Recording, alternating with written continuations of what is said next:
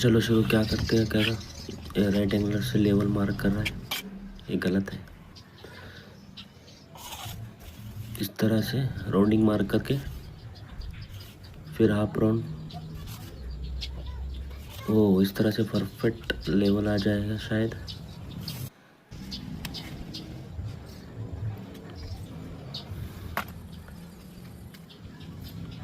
ये आ गया level perfect.